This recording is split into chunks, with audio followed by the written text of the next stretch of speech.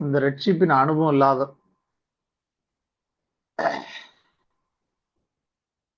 ரட்சிப்பின் அனுபவம் இல்லாதவங்களால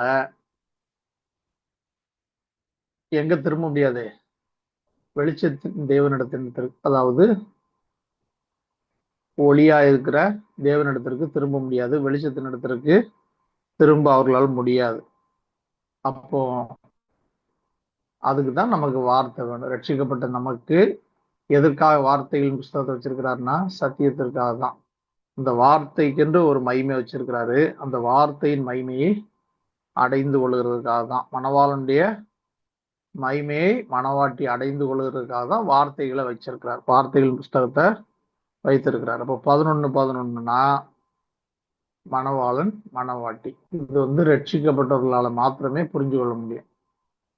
அவர் எனக்கு மணவாளன், நான் அவருக்கு மணவாட்டிங்கிறது நம்பிக்கையின் அடிப்படையில் அல்ல. நம்பிக்கை அல்ல, அனுபவம். இப்ப எப்படி நீங்க உங்களுக்கு கணவன் இருக்கிறாரு, நீங்க ஒருத்தருக்கு மனைவியா இருக்கீங்க, உங்களுக்கு குழந்தைங்க இருக்குது. இதெல்லாம் வெறுமனே கற்பனையா, நம்பிக்கையா, அனுபவமா? ரியாலிட்டி, அனுபவம். உண்மையாகவே அப்படிதான் நடக்குது, இருக்குது. அதே மாதிரி நம்ம ஆத்மாவுக்கு அவர் மனவளன்கிறது நாம நம்புறது இல்ல, நாம நினைக்கிறது நம்புறது இல்ல, அது அனுபவம். அப்போ அனுபவங்கிறது ரியாலிட்டி. உண்மையாக அவரோடு கூட வாழுகிறது. உன் ஆத்மா வாழுகிறது போல நீ எல்லாவற்றிலும் வாழ்ந்து சுகமாயிருக்கும்படி வேண்டுதல் செய்கிற. ஆத்மா வாழும் போது இந்த ஆத்மாவுக்கு கிடைக்கப்பட்ட இந்த ஆவிக்குரிய சரீரம், அந்த மைமின் சரீரம் கிடைச்சிருச்சுன்னா அந்த மைமின் சரீரம் எப்படி வாழும்? யுகயுகமாய் வாழ்ந்துகிட்டே இருக்கும், அழிவில்லாமல் அவரோடு கூட என்னென்னைக்கும் பயணிச்சுக்கிட்டே வாழ்ந்துகிட்டே இருக்கும். அதுக்கு முடிவே கிடையாது. அதுதான் சொல்லுது, உன் ஆத்மா வாழ்கிறது போல நீ எல்லாவற்றிலும் வாழ்ந்து சுகமாக இருக்கும்படி வேண்டுகிறேன். அப்படின்னா இந்த சரீரம் அல்ல. ஆத்மா மைமின் சரீரத்தை மைமின் சாயலோடு கூட பெற்றுக்கொண்டுருச்சுன்னா அந்த சரீரத்திற்கு முடிவே கிடையாது, அந்த சரீரத்துக்கு அழிவே கிடையாது.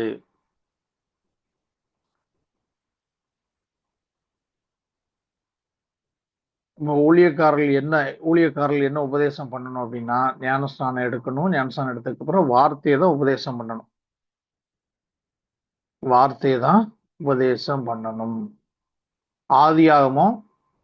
ஆதியாகம புஸ்தகம் நமக்கு எதை அறிவிக்குது அப்படின்னா சிலுவை மரணத்தை அறிவிக்கிறது.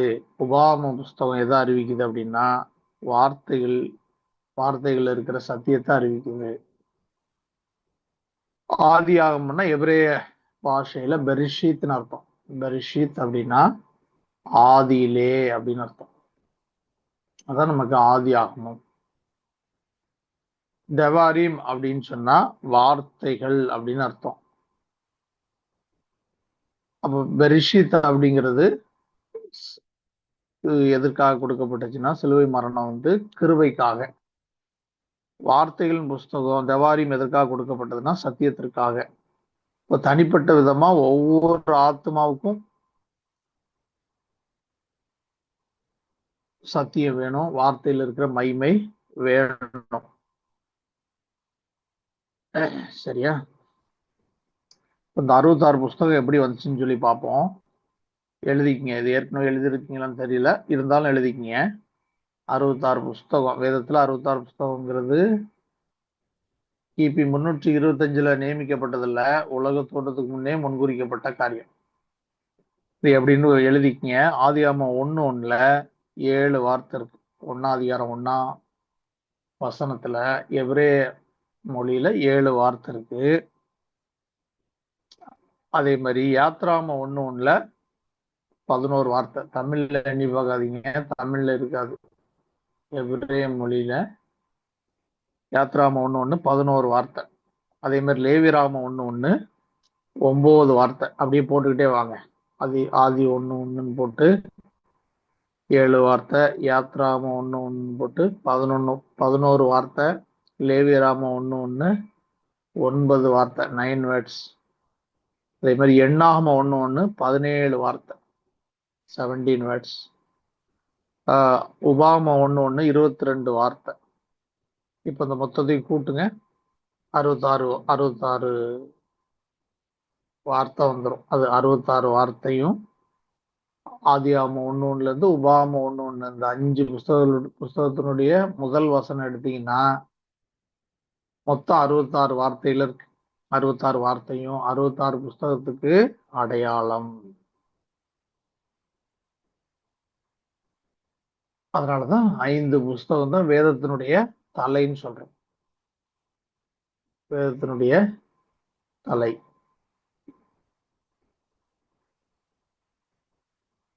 கிறிஸ்து சபைக்கு தலை, மனைவிக்கு புருஷன் தலை, வேதத்திற்கு தோரா 5 ஆகமம் தான் தலை. ஏன்னா அந்த 5 ஆகமத்தினுடைய விரிவாக்கம் தான் மற்ற 61 புஸ்தகமும். 66 புஸ்தகத்தினுடைய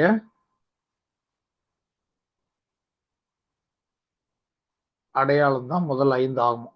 சரியா? இப்ப இது இந்த யூதர்களுக்கு கொடுக்க ஒரு குத்து விளக்கு கொடுத்தார்ல, மெனோரா குத்து விளக்கு, அது மெனோரான்னு சொல்லுவோம். மெனோராங்கிறது நாம தமிழ்நாட்டுல பாக்குற குத்து விளக்கு இந்த மாதிரி கிடையாது. ஒரே ஒரு தண்டு இருக்குமே, ஒரு அகல் இருக்கும், அந்த மாதிரி கிடையாது. 7 தண்டு இருக்கும். ஒரு தண்டு நேரா இருக்கும், மீதி மூணு தண்டு, இந்த சைடு 3 தண்டு, இந்த சைடு 3 தண்டு இருக்கும். இருக்கா? அதுலயும் அந்த 66 தான் வெளிப்படுத்தப்பட்டிருக்கு. எழுதிங்க. மெனோரா குத்து விளக்குல மொத்தம் அந்த 7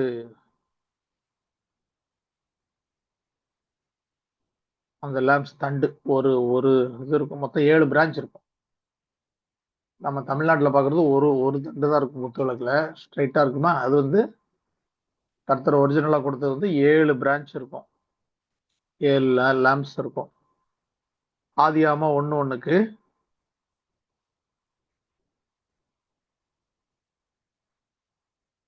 ஆதியாகமம் 1:1க்கு அடையாளம். ஆதியாகமம் 1:1 7 வார்த்தை இல்லையா?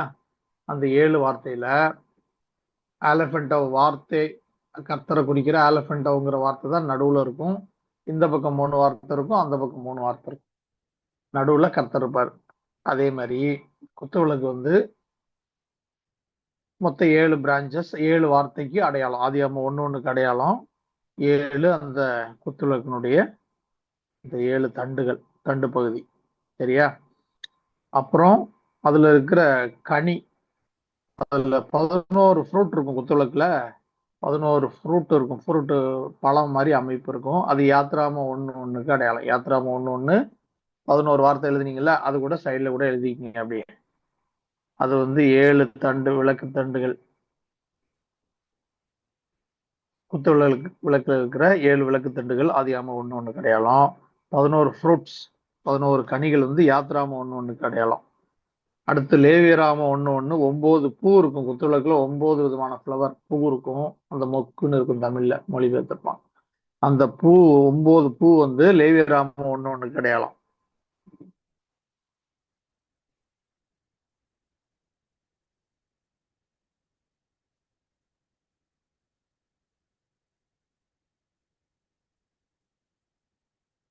எண்ணாம 1:1 வந்து அதுல 17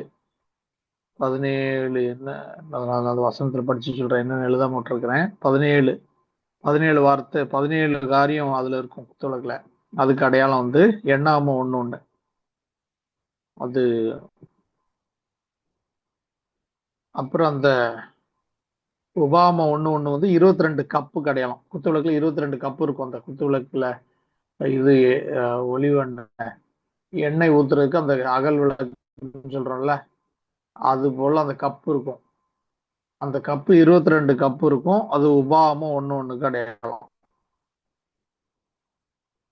அந்த 17 அந்த முதல்ல பார்த்தோம் இல்லையா, ஆதியாகமத்திலிருந்து உபாகமம் வரைக்கும் 1:1 1ஆம் வசனத்துல எத்தனை வார்த்தை இருக்கு, அது அப்படியே குத்து விளக்குல அப்படியே இருக்கும். இதுவும் டோட்டல் பண்ணீங்கன்னா 66 வந்துடும். ஏன்னா இது எல்லாமே தோராவை வெளிப்படுத்துறது தான் குத்து விளக்கு அடையாளம். அந்த 5 ஆகமத்துக்கு அடையாளம் தான், அடையாளப்படுத்துகிறது தான் என்னது, குத்து விளக்கு. அந்த 5ங்கிறது எபிரேயத்துல கர்த்தருடைய நாமம், ஒரே ஒரு எழுத்துல குறிக்கப்பட்டது ஹேங்கிற 5வது எழுத்துல தான் குறிக்கப்பட்டுச்சு. சரியா? சரி. இப்ப ஏசாயா 11:2 வாசிங்க. ஏசாயா 11:2.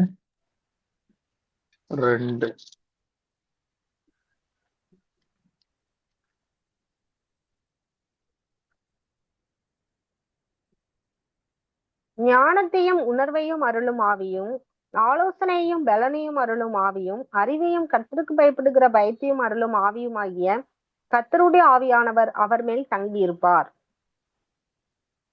சரியா? இதுல ஞானத்தையும் உணர்வையும் அருளும் ஆவின்னு இருக்கா? அதற்குரிய இந்த 2 வார்த்தைகளை மாத்திரம் எபிரேய வார்த்தைகளை ஆர்டினல் கார்டினல் போடுங்க. சொல்றேன். ஞானத்தையும் உணர்வையும் 2 வெவ்வேறு வார்த்தை, அதுக்கு போடுங்க. ஃபர்ஸ்ட் ஞானத்தையும், அது அந்த வார்த்தைகள் எழுதுங்க. கெத் 8வது எழுத்து கெத். அடுத்து 11வது எழுத்து காஃப். மெம் 13வது எழுத்து. ஹே 5வது எழுத்து. மொத்தம் 4 எழுத்து. சரியா? கெத் 8வது எழுத்து, காஃப் 11, மெம் 13, ஹே 5. இது ஒரு வார்த்தை. அடுத்து 2வது வார்த்தை உணர்வும், உணர்வையும் அப்படிங்கிற 2வது வார்த்தை எழுதுங்க. வாவ் 6வது எழுத்து. பேத் 2வது எழுத்து. யோத் 10, 14, ஹே 5. இது 5 எழுத்து மொத்தம். வாவ் பேத் யோத் நுன் ஹே. வாவ் பேத் யோத் நுன் ஹே. இப்போ 5 நாள் 9 எழுத்தா? 2 வார்த்தைக்கும் தனித்தனியா ஆர்டினல் கார்டினல் போடுங்க. சிங்கிள் தனித்தனியா போடுங்க. போட்டோன்னா என்ன வேல்யூ வருதுன்னு பார்ப்போம்.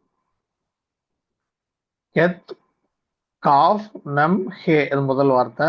அடுத்த வார்த்தை வாவ் பேத் யோத் நுன் ஹே. இதுக்கு ஆர்டினல் கார்டினல் போடுங்க. தனித்தனியா சிங்கிள், அதுவும் தனித்தனியா போடுங்க. சிங்கிள் டு சிங்கிள் தேவையில்லை, மட்டும் போடுங்க.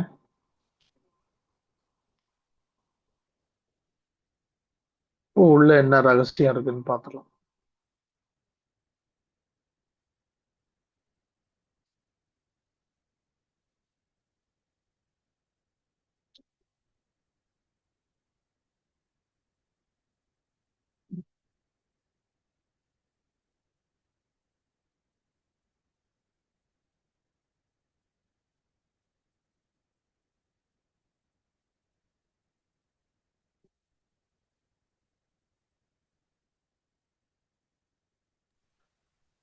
சோத்திரங்கய்யா.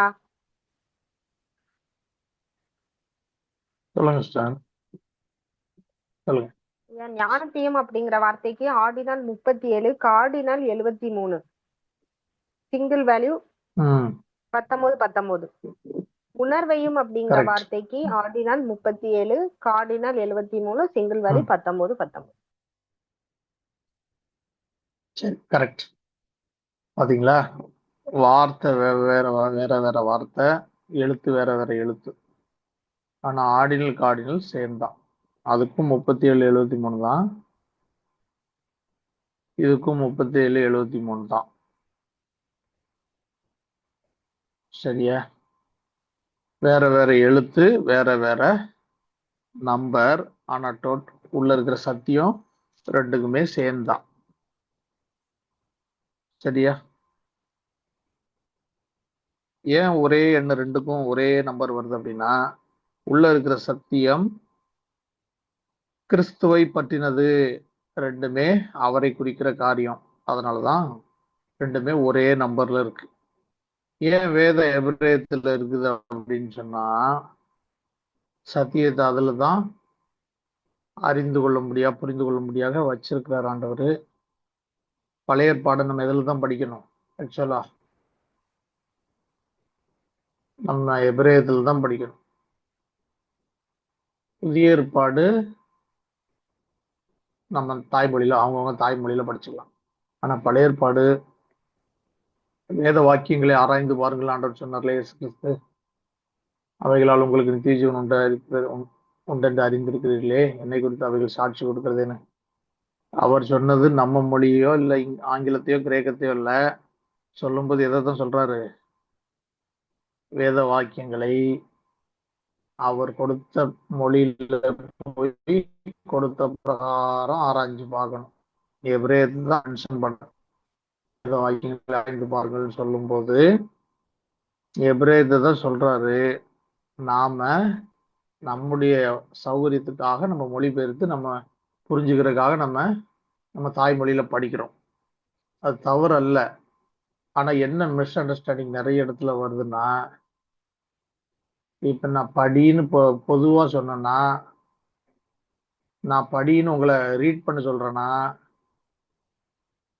படிக்கட்டு சொல்றேன்னா, படிக்கட்டு ஸ்டெப்ப சொல்றேன்னா, இல்ல தராசுல இருக்குல்ல படிக்கல் அதை சொல்றேன்னா, அப்படிங்கிறது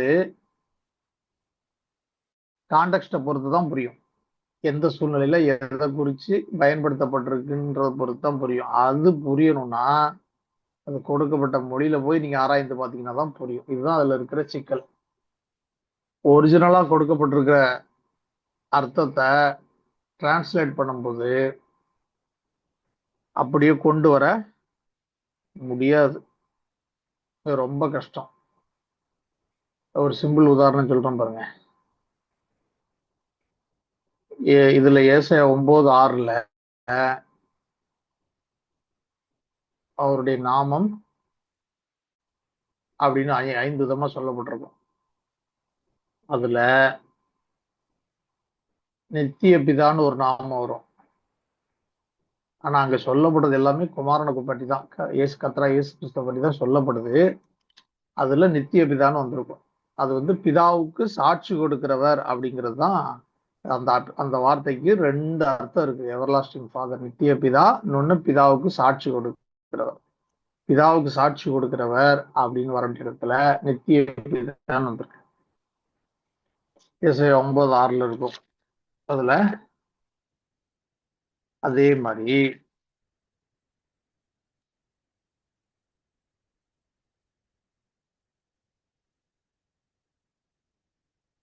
இப்ப இன்னும் அதுல இருக்கா? அவருடைய நாமம் அதிசயமானவர், ஆலோசனை கர்த்தா, வல்லமையுள்ள தேவன். வல்லமையுள்ள தேவன்கிறது சிங்குலர்ல இருக்கு, பிதாவை சொல்லல. அதுவும் திருத்துவத்துல கர்த்தரா இயேசு கிறிஸ்துவ தான் சொல்லுது. நித்திய பிதாங்கிறது அதுவும் கர்த்தரா இயேசு கிறிஸ்துவ குறிக்கிறது தான். ஏன் அப்படி நித்திய பிதான்னு போட்டிருக்காங்கன்னா, அந்த வார்த்தைக்கு 2 அர்த்தம் இருக்கிறது. ஒண்ணு நித்திய பிதா, இன்னொன்னு பிதாவுக்கு சாட்சி கொடுக்கிறவர். ஆனா இங்க சொல்லப்பட்டிருக்கிற விஷயம் பிதாவுக்கு சாட்சி கொடுக்கிற குமாரனை பற்றி தான் சொல்லப்படுது. நமக்கு ஒரு குமாரன் கொடுக்கப்பட்டார், கர்த்தத்துவம் அவர் தோளின் இருக்கும், தோளின் மேல் இருக்கும், அவர் நாமம் அப்படின்னு தான் ஆரம்பிக்குது. அவர் நாமத்தை பத்தி தான் அங்க சொல்லிட்டு வராரு. சொல்லும் போதுதான் இங்க ஏன் வருதுன்னா, இதெல்லாம் இந்த மொழிபெயர்ப்புல இருக்கிற தொடர்கள். இப்ப இன்னும் புரிஞ்சுக்கொள்ள முடியாது சொல்றோம் பாருங்க. இப்ப எனக்கு தமிழ் தெரியும், இன்னொருத்தருக்கு தமிழுடைய பாரம்பரியமோ இதனுடைய கலாச்சாரமோ புரியாது. ஆனா இது இன்னொரு மொழியில மொழிபெயர்க்கிறாருன்னு வைங்க, ஆங்கிலத்துல, தமிழ்ல இருந்து ஆங்கிலத்துல மொழிபெயர்க்கிறாருன்னு வச்சுக்கோ. ஒரு ஆமோஸ்ன்னு வச்சுக்கோ. ஆமோஸுக்கு ஒரு கால் கட்டு போடணும் அப்படின்னு நான் சொல்றேன். இப்ப தமிழர்கள் நமக்கு புரியும், ஆமோஸுக்கு ஒரு கால் கட்டு போட்டாதான் சரி வருவாரு அப்படின்னா கல்யாணம் பண்ணி வைக்க சொல்றாரு அப்படிங்கிறது உங்களுக்கு எனக்கு தமிழர்களுக்கு புரியும். அது அப்படியே இந்த கல்ச்சர் புரியாம மொழிபெயர்த்தாருன்னு வைங்க ஆங்கிலத்துல, ஆமோஸுக்கு காலில் கட்டு போட சொல்றாரு அப்படிதான் மொழிபெயர்ப்பாங்க. அது அந்த மாதிரி பிரச்சனை வேதத்துல நிறைய இருக்கு. சரியா? இதெல்லாம் நம்ம புரிஞ்சு கொள்ளணும். இதெல்லாம் புரிஞ்சுக்கிட்டாதான் வேத வாக்கியத்தை ஆராய்ந்து பார்க்கும்போது நம்மளுக்கு ஆண்டவர் எப்படி சாப்பிட சொல்றாருன்னா, ஆண்டவர் கொடுத்ததாகவே இருந்தாலும் அதை பிரித்து பகுத்து ஆராய்ந்து தேவையானதை எடுத்துக்க சொல்றாரு. இப்ப நம்ம மட்டன் வாங்குறோம், எல்லாம் 900 ரூபாய் காசு கொடுத்து வாங்குறதுனால எலும்பெல்லாம் விட மாட்டேன் அப்படியே முழுங்குவேன்னு நினைச்சா முடியுமா? தேவையான சதை பகுதியை மட்டும் எடுத்துக்கிட்டு எலும்பை ஒதுக்கி வச்சிடறோம், தூர போட்டுறோம். அறிவு இருக்கு, எலும்பை நம்ம கடிக்க முடியாது, அதை நம்ம முழுங்க முடியாது அப்படிங்கிற அந்த நாலேஜ் இருக்கு பாருங்க. அதே மாதிரிதான் வேதத்தை நம்ம புசிக்கும் போது ஆத்மாவுக்கு எல்லாவற்றையும் அப்ளை பண்ண முடியாது. கர்த்தர் மனவாட்டியை நோக்கி பேசுனதுதான் நம்ம ஆத்மாவுக்கு தேவையான சத்தியம் அதுல இருக்கும். சிலது அவங்க வாழ்க்கையில நடந்தது, அவங்க பேசுனது சம்பவமா இருக்கும். அதுல நம்ம போய் சத்தியத்தை எடுக்க முடியாது. ஏசையா ஏசையா சொல்லுகிறதாவது அப்படின்னு சொல்லும்போது அதுல இருந்து நீங்க ஆத்மாவுக்கு தேவையான சத்தியத்தை என்ன பண்ண முடியாது, எடுக்க முடியாது. அப்ப அந்த மாதிரி எதை நமக்காக கொடுத்திருக்கிறாரு, எது நமக்கு தேவையானது பிரிச்சு பகுத்து ஆராய்ந்து தேவையானதை எடுத்துக்கொள்ளணும். அப்படித்தான் வேதத்தை ஆண்டவர் கொடுத்திருக்கிறார். சரியா? அப்படியே வந்தீங்கன்னா 2 வார்த்தைக்கும் 37-73 தான் ஆர்டினல் கார்டினல் வேல்யூ. 37-73 அப்படின்னா ஞானத்துக்கும் அதே தான், உணர்வுக்கும் அதே தான். 19-19 அப்படின்னா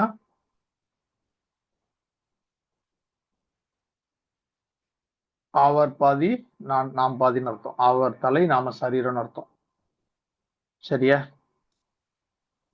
இதை அடையிறதுக்காக தான் அவருடைய சரீரம், அவருடைய ஆத்ம மனவாட்டி அப்படிங்கிற ஸ்தானத்தை அடையிறதுக்காக தான் வேதத்தை, இந்த வார்த்தைகளின் புஸ்தகத்தை கொடுத்தார். இப்ப நிறைய விஷயம் நம்ம தமிழ்ல படிச்சுட்டு நம்ம தமிழ்ல நம்ம யோசிக்கிறதுனால நம்முடைய கற்பனையில வித்தியாசமா நம்ம புரிஞ்சு கொள்றோம். அதெல்லாம் கொஞ்சம் நம்ம படிக்க படிக்க படிக்க சரி பண்ணிக்கலாம். ஆண்டவராய் இயேசு கிறிஸ்து ஆலயத்துக்கு போனாரு. ஆலயத்துல பிரசங்கிச்சாரு, வெளியே வந்தாரு. ஆண்டவராய் இயேசு கிறிஸ்து எந்த பாவிகளையும் அவர் தேடி போகவில்லை. நல்லா புரிஞ்சு கொள்ளுங்க அந்த இடத்த. ஆண்டவராய் இயேசு கிறிஸ்து எந்த பாவிகளையும் தேடி போகல, எந்த குஷ்டரோகிகளையும் தேடி போகல. தன்னை யார் தேடி வந்தாங்களோ அவங்கள சுகப்படுத்தினார். போகும் வழியில அவரை தேடி யாரெல்லாம் வந்தார்களோ அவர்களை குணமாக்கினாரு. சரியா? அதனால இன்னைக்கு நம்ம நினைக்கும் போது எல்லாருக்கும் இந்த சத்தியத்தை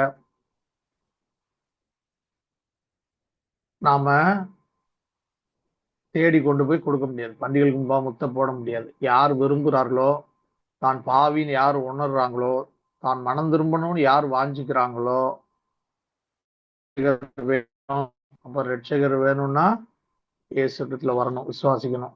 அடுத்து ரட்சிக்கப்பட்டாச்சு, அடுத்து எனக்கு சத்தியம் வேணும், சத்தியத்தை அறிஞ்சாதான் விடுதலையாக நித்திய ஜீவனுக்கு போக முடியும்னு யார் வாஞ்சிக்கிறாங்களோ அவர்களுக்கு தான் இந்த ஆத்மாக்குரிய சத்தியத்தை கொடுக்க முடியுமே தவிர விரும்பாதவர்களுக்கு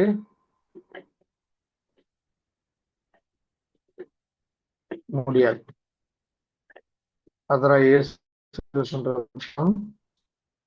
சகல பாவங்களை நீக்கி நம்மை சுத்திகரிக்க உண்மைதான். ஆனா யாரை சுத்திகரிக்கும்னா, ஆண்டவரே நான் பாவி, என் பாவத்தை மன்னியும்னு விரும்பி தன்னை வருத்தி கேட்கிறவங்களுக்கு தான் மன்னிக்கும்.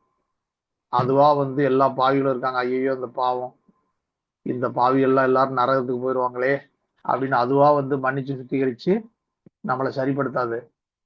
அதே மாதிரி சத்தியத்தை அறிவீர்கள், அது உங்களை விடுதலையாக்கும்னா நாம கிறிஸ்தவர்கள் ஆயிட்டதுனால, ரட்சிக்கப்பட்டதுனால அதுவே உங்களுக்கு அறிவை கொடுத்துடாது. நீங்க விரும்பி ஆராய்ந்து பார்த்து நீங்க தான் அந்த அறிவை அடைஞ்சு கொள்ளணும். நம்ம முயற்சிக்கணும், நம்ம பிரயாசப்படணும், நம்ம இடம் கொடுக்கணும், சுயத்தை விட்டு கொடுக்கணும், எல்லாம் நம்ம செய்யணும். ஆண்டவராய் இயேசு கிறிஸ்து சிலுவையில எல்லாம் செய்து முடிச்சிட்டாருன்னு ஒரே வார்த்தையில இன்னைக்கு கிறிஸ்தவ சபைகள் பலது ஒரே வார்த்தையில பைபிளே முடிச்சிடுவாங்க. எல்லாம் சிலுவை செஞ்சு முடிச்சிட்டாரு, யூ ஆர் ஃப்ரீ, நீ விடுதலையாக்கப்பட்டிருக்கிறாய். அப்படி கிடையாது. ஆண்டவராய் இயேசு கிறிஸ்து சிலுவையில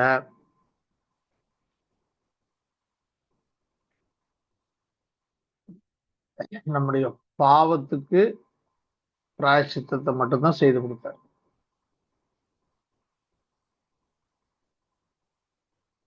சரியா? வேதத்துல நம்ம ஏற்கனவே பார்த்திருக்கிறோம், 4 வல்லமை இருக்கு. ஒண்ணு எகிப்திய வல்லமை, அது அடிமைத்தனத்தின் ஆவி. அந்த வல்லமையை மட்டும்தான் முறியடிச்சிருக்கிற கர்த்தராகிய இயேசு கிறிஸ்து முறியடித்து அதுல இருந்து நமக்கு ஜெயத்தை கொடுத்திருக்கிறார். பாவத்தின் அடிமைத்தனத்திலிருந்து நம்மை மீட்டு கொண்டார். அது அது ஒரு வல்லமை. மீதி 3 வல்லமை இன்னும் உயிரோட தான் இருக்கு. அதை கர்த்தராகிய இயேசு கிறிஸ்து நாம ஜெயிக்கிறதுக்காக விட்டு வச்சிருக்கிறார். எகிப்திய வல்லமை, எகிப்திலிருந்து விடுதலை கொடுத்துட்டார். பாவத்தின் அடிமைத்தனத்திலிருந்து அந்த விடுதலை கொடுத்துட்டார். அடுத்து பாபிலோனிய வல்லமை இருக்கு, அசீரிய வல்லமை இருக்கு, கானானிய வல்லமை இருக்கு.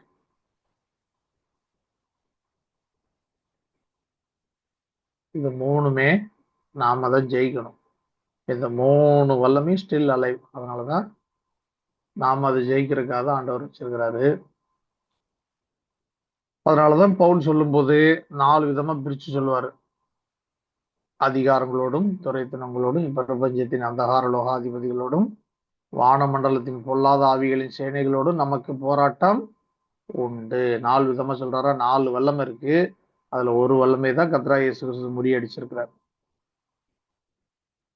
நாம மீதி 3 நாம ஜெயிக்கணும். சரியா? இப்போ நாம அழைக்கப்பட்டவர்களா இருக்கிறோம். அழைக்கப்பட்டவர்கள், பரிசுத்த ஆவியை பெற்றவர்கள். மனம் திரும்பினால் மன்னிக்கப்படும், துணிகரமா செய்தால் மன்னிப்பு கிடைக்காது. நல்லா நம்ம புரிஞ்சுக்கொள்ளணும். பரிசுத்த ஆவியும் அசுத்த ஆவியும் ஒரே சரீரத்துல ஒன்றாய் பயணிக்க முடியாது. எண்ணெயும் தண்ணீரும் ஒன்று சேர்ந்து இருக்க முடியாது. அது போல பரிசுத்தாவியும் அசுத்தாவியும் ஒன்றா பயணிக்க முடியாது. இப்ப அப்போஸ்தலர் நடவடிக்கைகள் 1:1-6 வாசிங்க. அப்போஸ்தலர் நடவடிக்கைகள் 1:6 வாசிங்க. ஸ்தோத்திரம். அப்பொழுது கூடி வந்திருந்தவர்கள் அவரை நோக்கி, ஆண்டவரே, இக்காலத்தில் ராஜ்யத்தை இஸ்ரவேலுக்கு திரும்ப கொடுப்பீர் என்று கேட்டார்கள். சரியா? அப்பொழுது கூடி வந்திருந்தவர்கள் அவரை நோக்கி, ஆண்டவரை, இக்காலத்துல ராஜ்யத்தை இஸ்ரவேலுக்கு திரும்ப கொடுப்பீர்னு இவங்க பூமிக்குரிய ராஜ்யத்தை, லேண்டை தாங்க எதிர்பார்க்கறாங்க. அதாவது இவங்க தேவன் அவருடைய ராஜ்யம் அவருக்கு, அதாவது சபை எழுப்பப்படணும். அப்போ அந்த சபையை ஸ்திரப்படுத்தி 1000 ஆண்டு காலங்கள் பூமியில அரசாளனுங்கிறது அவருடைய திட்டம். ஆனா இவங்க என்ன நினைக்கிறாங்கன்னா, கானான் தேசத்தை உங்களுக்கு தருண் தானே பழைய ஏற்பாட்டுல சொன்னாரு. கானானை சுதந்திரித்து கொண்டாங்கல்ல, அதே மாதிரி யூதர்களை கொண்டு உலகம் அரசாட்சி நடத்துவாரு. அதனால அதை எப்ப திரும்ப தருவீர்னு தான் கேட்கிறாங்க. இக்காலத்துல ராஜ்யத்தை இஸ்ரவேலுக்கு திரும்ப கொடுப்பீர்னு கேட்கிறாங்க. இவங்க என்ன கேட்கிறாங்க? உலக ராஜ்யத்தை, பூமியில அரசாட்சியை கேட்கிறாங்க. ஆனா ஆண்டவர் என்ன சொல்றாரு? அவருடைய திட்டம் வேற. அவருடைய திட்டம் அதுதான் நம்ம வாசல்ல 1 கொரிந்தியர் 2:7 வாசல்ல நம்முடைய மகிமைக்காக தேவன் ஏற்படுத்தினதும், உலக தோற்றத்துக்கு முன்னே ஏற்படுத்தினதும், மறைக்கப்பட்டதுமான ரகசியமான தேவன் ஞானம். அவர் அவருடைய நோக்கம் அவருடைய சரீரமா நம்மளை மாற்றுவது, அவருடைய ஆத்ம மனவாட்டியா, ஆத்மாவின் துணையா நம்மளை மாற்றுவது. அதுதான் கர்த்தர் அவருடைய நோக்கம். இவங்க கேட்டது பூமியின் ராஜ்யத்தை. இதுல 1 கொரிந்தியர் 2ல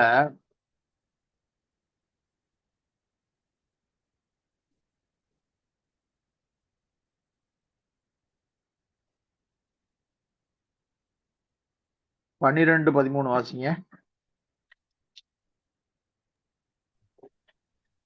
நாங்களோ உலகத்தின் ஆவியை பெறாமல் தேவனால் எங்களுக்கு அருளப்பட்டவைகளை அறியும்படிக்கு தேவனிலிருந்து புறப்படுகிற ஆவியை பெற்றுவோம்.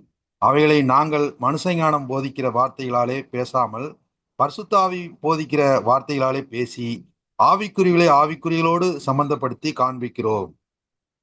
சரியா? இப்ப எதுக்கு அவருடைய ஆவியை பெறணும்னா, அப்பதான் உலகத்துக்குரிய காரியமும் ஆவிக்குரிய காரியமும் புரியும்.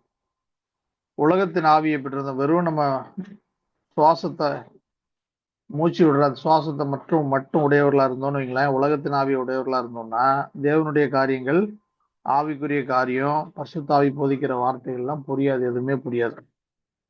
அப்ப தேவனிடத்திலிருந்து புறப்படுகிறவைகளை அறியணும்னு சொன்னா, தேவனிடத்திலிருந்து புறப்படுகிற ஆவியை பெற்றிருந்தாதான் தேவனால் அருளப்பட்டவைகளை அறிஞ்சு கொள்ள முடியும்.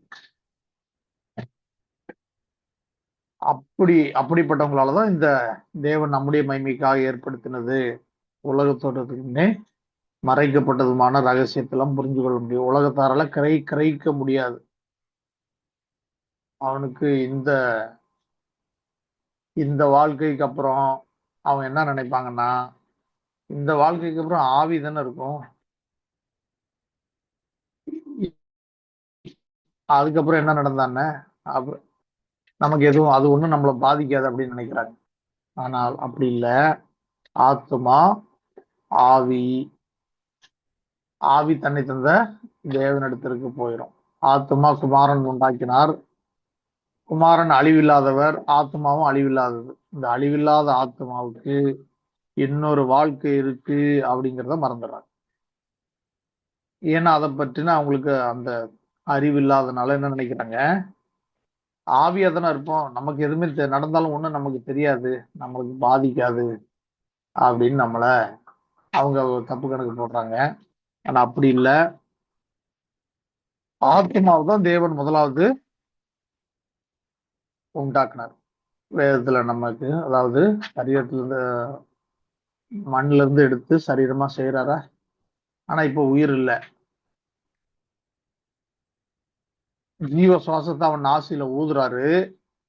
ஊதுன உடனே அவன் ஜீவ ஆத்மாவான முதலாவது ஜீவ ஆத்மாவை தான் அவன் ஆறான். ஆத்மா தான் முதலாவது உண்டாக்கப்பட்டது.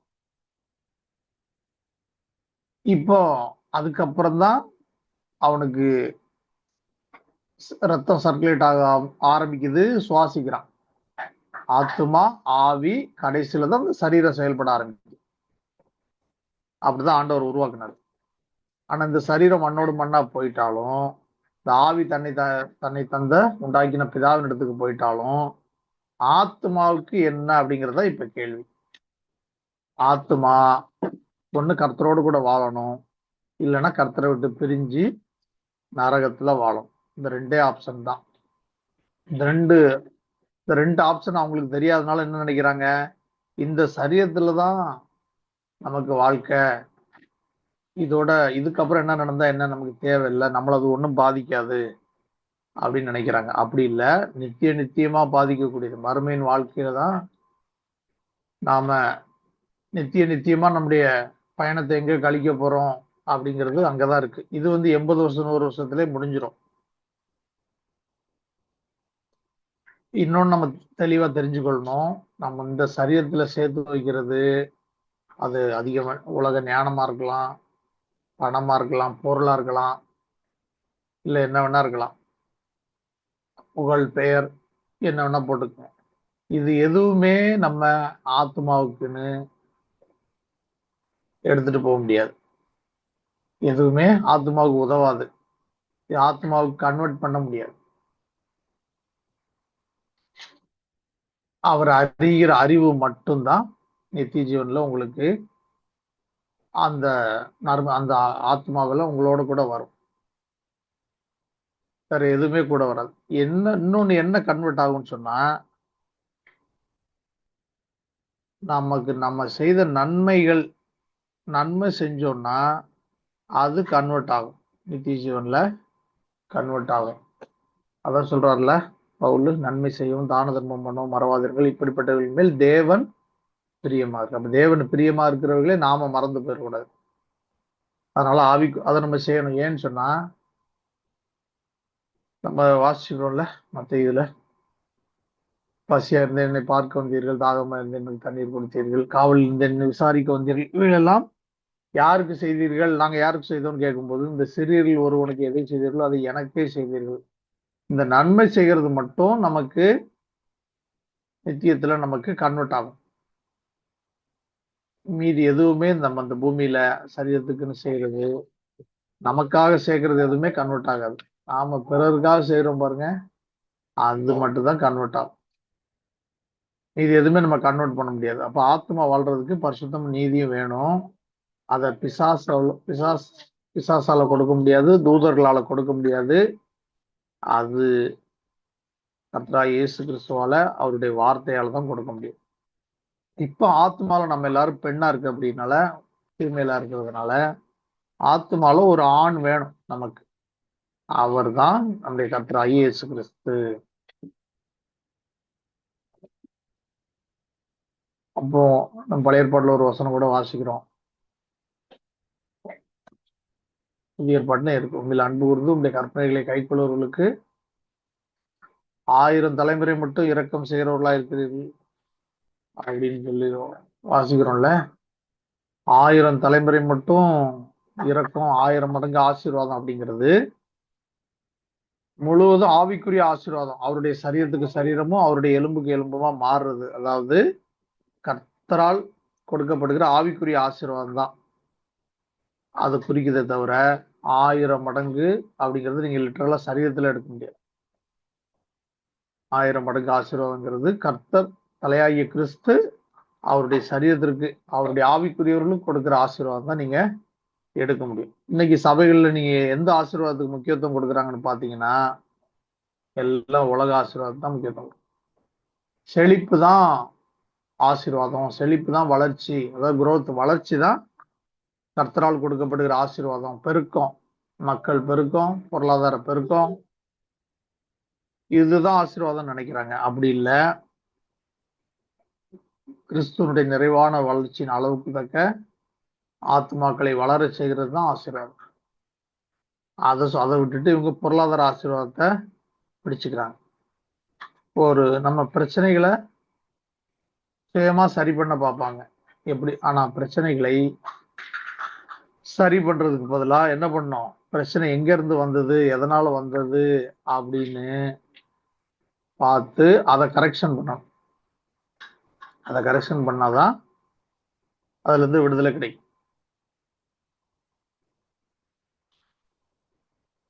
சரி, அப்படி வந்தீங்கன்னா வேதம் எதற்காக உள்ள வருது அப்படின்னு சொன்னீங்கன்னா, வார்த்தைகளின் புஸ்தகம் எதற்காக நமக்கு வைத்திருக்கிறாருன்னு பாத்தீங்கன்னா, நாம எடுத்துக்கொண்ட வசனத்தை நம்முடைய வாழ்க்கையில அப்ளை பண்றோம். சரியா? அப்ளை பண்ணும்போது அது என் வாழ்க்கையில மாற்றத்தை அனுதினம் உண்டாக்குறது.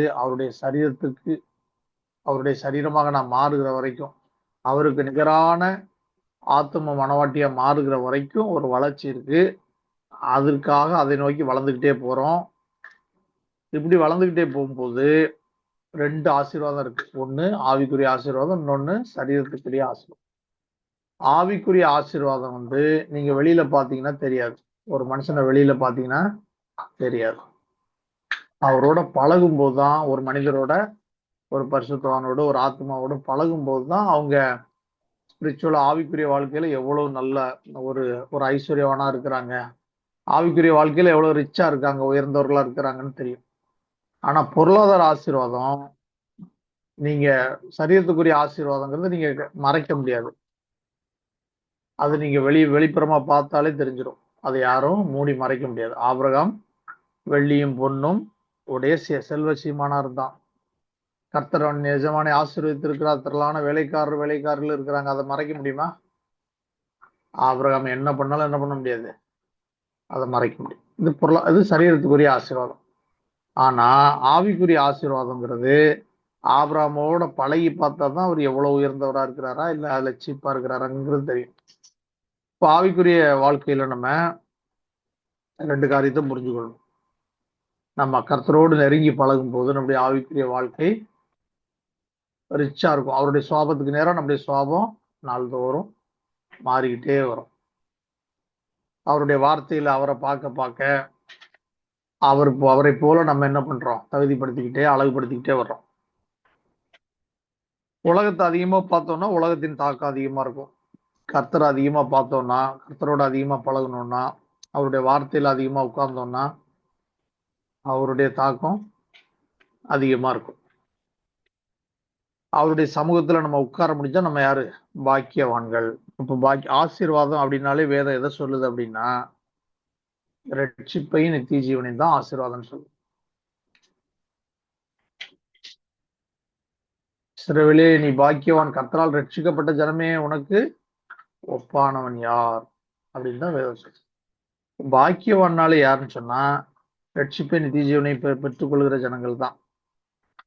இந்த ஞானத்தையும் புரிந்து கொள்ளுதல், இது ரெண்டு ரெண்டு பார்த்தோம் பாருங்க. 37 73 ஞானம், 37 73 உணர்வு.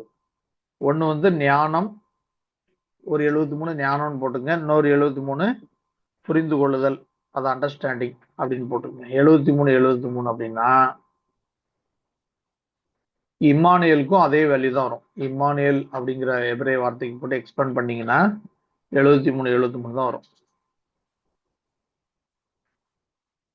இப்ப கர்த்தருடைய பிள்ளைகளுக்கு இருக்கிற மேன்மை என்னன்னா, நம்முடைய தொழில், நம்முடைய வேலை நீதி நிமித்தம், நீதிமான் என்கிற நாமத்து நிமித்தம் ஆசீர்வதிக்கப்படும்.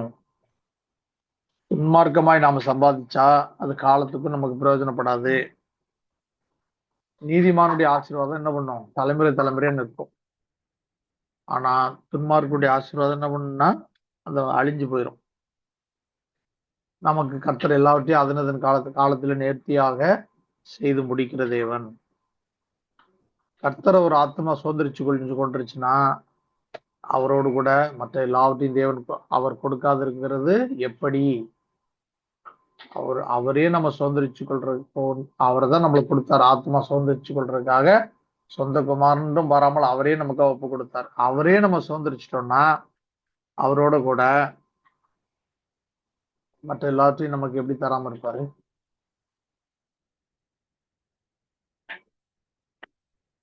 இப்ப நீங்க இப்படி யோசிங்க. இப்ப இன்னைக்கு உலக பணக்காரருடைய பையனை நான் கல்யாணம் பண்ணிட்டேன்னு வைங்க. நான் ஒரு பொண்ணு உலக பணக்காரருடைய பையனை நான் கல்யாணம் பண்ணிட்டேன்னா அவரே நான் கல்யாணம் பண்ணிட்டேன். அவருக்கு இருக்கிற எல்லா ஆஸ்தி வாஸ்தி எல்லாமே எனக்கு சொந்தம் தானே. ஆனா இது எல்லாத்தையும் நான் விரும்பிட்டு அவரை கல்யாணம் பண்ணாம விட்டானா இது எல்லாமே எனக்கு சொந்தமாகாது. அதே மாதிரிதான் இந்த உலகத்தை எல்லாம் நேசிச்சுட்டு உலகத்தெல்லாம் ஆதாயப்படுத்திட்டு அவரை சுதந்திரிக்காம விட்டோம்னா எல்லாமே லாஸ் ஆயிடும். அவரை சுதந்திரிச்சிட்டோம்னா எல்லாமே ஆதாயம். ஏன்னா நம்ம ஆத்மா அவ்வளவு வெளியேறப்பட்டது. இந்த உலகத்தை முழுவதையும் ஒரு தராசுல ஒரு பக்கத்துலயும் உங்க ஆத்மாவை தராசுல இன்னொரு பக்கத்தையும் வைத்தீங்கன்னா உங்க ஆத்மாவின் பக்கம்தான் வெயிட் அதிகமா இருக்கும். அதுதான் வேல்யூ அதிகம். ஏன்னா இந்த உலகத்துல இருக்க எல்லாமே அழிந்து போகிறது, உங்க ஆத்மா அழிவில்லாதது. அதனாலதான் உலகம் முழுவதையும் ஆதாயப்படுத்தி கொண்டாலும் ஒருவன் ஆத்மாவை நஷ்டப்படுத்தினால் அவனுக்கு லாபம் என்ன அப்படின்னா, ஏன்னா உலக பொருட்களுக்கு எல்லாம் ஒரு முடிவு இருக்கு, அழிந்து போகக்கூடியது. ஆனா ஆத்மாங்கிறது அழிவில்லாதது. அதனாலதான் அதுக்குள்ள முக்கியத்துவம் அங்க சொல்றாரு. அதனால நம்ம இந்த ஆத்மா கர்த்தரை சுதந்திரிச்சு கொண்டுச்சுன்னா கர்த்தருடைய எல்லாமே நமக்கு தான். சரியா? பூமிய அவனுக்கு கீழ்ப்படுத்தினார், பாதங்களுக்கு கீழ்ப்படுத்தினார். அதனால இந்த பூமிக்குரியதெல்லாம் நம்ம நம்மளை ஆளுகை செய்ய விடக்கூடாது. ஆதாம் ஆளுகை செய்யறதுக்காக அவனுடைய பாதங்களுக்கு கீழ்ப்படுத்தினார் கர்த்தர். சரியா? இப்ப நமக்கு ஆவிக்குரிய ஆசீர்வாதங்கள் எல்லாமே கிறிஸ்துவுக்குள்ளதான். அவர் நமக்கு கொடுக்கறதெல்லாம் நல்லா புரிஞ்சு கொள்ளுங்க. ஆவிக்குரிய வாழ்க்கையில அவர் நமக்கு கொடுக்கறதெல்லாம் பெஸ்ட், சிறப்பா இருக்கும். நாம நம்ம பெஸ்ட் நினைக்கிறதெல்லாம் அது கண்டிப்பா நமக்கு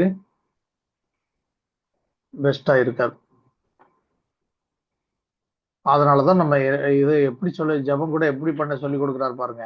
பரமண்டலத்தில் எங்கள் பிதாவே அப்படிலாம் சொல்லிட்டு உங்களுடைய நாமம் பரிசுத்தப்படுவதாக, உங்களுடைய ராஜ்யம் வருவதான்னு சொல்லிட்டு அன்றன்றுள்ள அப்பத்தை எங்களுக்கு இன்று தாரும். அவர் கொடுத்தா ஆகாரம் ஆசீர்வாதம். நாமளா தேடி திரிஞ்சு அந்த ஆகாரத்தை சேர்த்து கொண்டா அது பெரிய ஆசீர்வாதம் கிடையாது. இப்ப அதுக்கு ஒரு வித்தியாசம் உங்களுக்கு சொல்றேன் பாருங்க. ஆதாமுக்கு கர்த்தர் ஆகாரம் கொடுத்தாரு, அவரே கொடுத்தாரு. எல்லா பழத்தையும் சூரியனே பழுக்க வச்சிரும், இவன் பறிச்சு சாப்பிடுறது மட்டும்தான் வேலை. இதுல அவனுக்கு வேலை ஈஸியா? இல்ல இவன் தோட்டத்தை விட்டு துரத்தப்பட்ட பின்பு நீ இவனுக்கு ஆகாரத்துக்கு இவன் தான் பயிர் செஞ்சு உழைச்சி பயிர் செஞ்சு வர்றதுல கொஞ்சம் பலன் கிடைக்கும், கொஞ்சம் பலன் கொடுக்காது, முள்ளும் குறுக்கும் வரும். அதுல இருந்து இவன் சமைச்சு சாப்பிடுறான். இதுல சில பலன் கொடுக்காது, ஆடு மாடு சாப்பிட்டு போயிடும், மழை பெய்யலன்னா பிரச்சனை. இது எவ்வளவு கஷ்டம் பாருங்க. ஆகாரத்துக்கு கூட அவர் நமக்கு கொடுத்தாருன்னா அது ஆசீர்வாதம். அன்றுள்ள அப்பத்தை நாமளா தேடி பிரயாசப்பட்டு சுய முயற்சியில நாம தேடி திரியது சாபம். வேதத்தின்படி நாம தேடி திரியது நமக்கு பெஸ்டா இருக்காது ஆத்மாவுக்கு. அவர் நமக்கு கொடுத்தாருன்னா அது எல்லாமே பெஸ்டா இருக்கும். அதுதான் அதனுடைய வித்தியாசம். அவர் நமக்கு அவரிடத்திலிருந்து கேட்டு பெற்றுக்கொள்ளணும். அவருடைய பிள்ளைகள் அன்றன்றுள்ள அப்பத்தை எங்களுக்கு இன்று தாரும் அப்படின்னு கேட்கும் போது அது நமக்கு ஆசீர்வாதமா இருக்கும். நாமளா தேடி ஆதாயப்படுத்திக்கலாம், அப்படி எல்லாம் சேர்த்துடலாம்னு நினைச்சோம்னா அது வரவு எட்டனா செலவு பத்தனா கதையில தான் போய் முடியும். இப்போ வரும்போது நம்ம ஆவிக்குரிய வாழ்க்கையில வரும்போது எல்லா தவறும் பண்ணிட்டு பரிசுத்த ஸ்தலத்துக்குள்ள போக முடியாது. போனால் மரணம் சம்பவிக்கும். எல்லா தவறும் பண்ணிட்டு பரிசுத்த ஸ்தலத்துக்குள்ள போனா என்ன நடக்கும்? மரணம் சம்பவிக்கும்.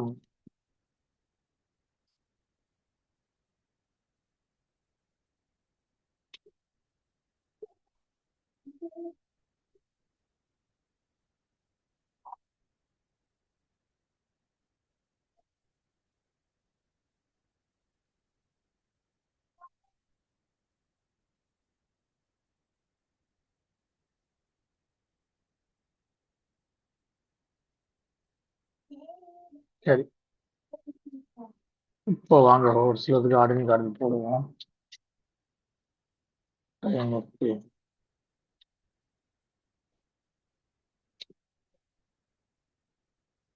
சங்கீதம் 26:8 வாசி. சங்கீதம் 26:8.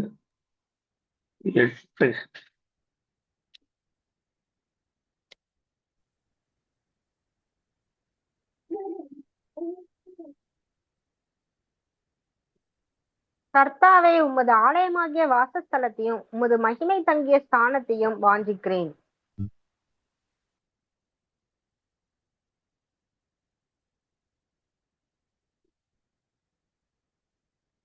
கர்த்தாவே, உமது ஆலயமாகிய வாசஸ்தலத்தையும் உமது மகிமை தங்கிய ஸ்தானத்தையும் வாஞ்சிக்கிறேன். சரியா? இது தமிழ்ல எப்படி பாக்குறோம்? எபிரேயத்துல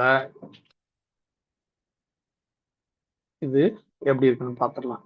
26:8 வந்து 7 வார்த்தையில வச்சிருக்கிறாரு, 31 எழுத்துல இருக்கு. சரியா? 7 வார்த்தை 31 எழுத்து. கொஞ்சம் ஆடில் காடில் போட்டாதான் கிளியரா புரியும்.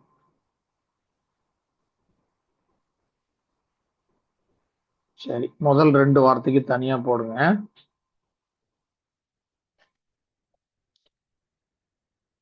அப்புறம் அடுத்த 5 வார்த்தைக்கு தனியா போடுங்க. சரியா? முதல் 2 வார்த்தை கர்த்தாவே நான் வாஞ்சிக்கிறேன் அப்படிங்கிறது தான் முதல் 2 வார்த்தை. எழுதுங்க.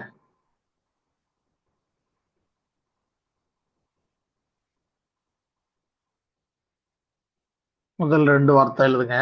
யோத் ஹே வாவ் ஹே. யாவே கர்த்தர்ங்கிற வார்த்தை. யோத் ஹே வாவ் ஹே.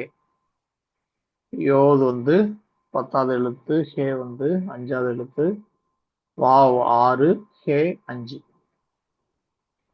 யோத் 10, ஹே 5, வாவ் 6, ஹே 5, 4 எழுத்து. அடுத்த வார்த்தை ஆலஃப் 1, 1வது எழுத்து, ஹே 5வது எழுத்து, பேத் 2வது எழுத்து, 22, டவ் 22வது எழுத்து, யோத் 10வது எழுத்து. அலஃப், ஹே, பேத், டவ் யோத், அலஃப் 1, ஹே 5, பேத் 2, டவ் 22, யோத் 10. இது ரெண்டுக்கும் முதல்ல போடுங்க. ஆர்டினல் கார்டில் போடுங்க, சிங்கிள் போடுங்க. ஆர்டினல் கார்டில் 2 வார்த்தைக்கும் கூட்டிருங்க, சிங்கிள் 2 வார்த்தைக்கும் கூட்டிருங்க.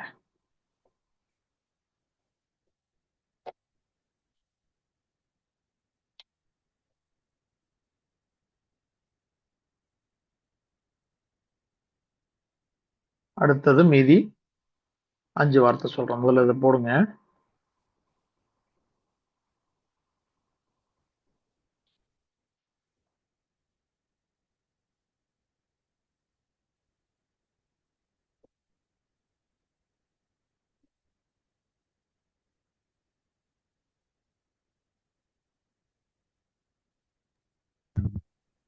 சோத்ரங்கய்யா. முதல் வார்த்தைக்கு ம். Ordinal 26, cardinal 26, single value 17, 17. Okay. ரெண்டாவது வார்த்தைக்கு ஆர்டினல் 40, கார்டினல் 418, சிங்கிள் வேல்யூ 13, 13. ஆமா, 40, 418 ரெண்டாவது வார்த்தைக்கு, 13, 13 சிங்கிள். முதல் வார்த்தைக்கு 26, 26, 17, 17 சிங்கிள். இப்ப என்ன பண்ணுங்க, 2 சிங்கிளையும் கூட்டிருங்க, 2 ஆர்டினல் கார்டிலையும் கூட்டிருங்க.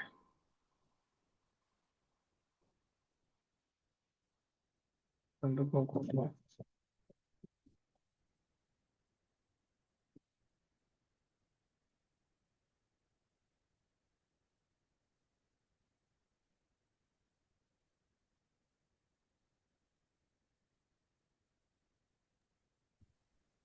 டோட்டல் சிங்கிள் வந்து 30, 30. ஆமா, சிங்கிள் 30, 30, 60. வந்து 86, கார்டினல் 444. 444 ஆர்டினல் வந்து 66 தானே, 26, 40, 66, 66, 444, 510. சரியா?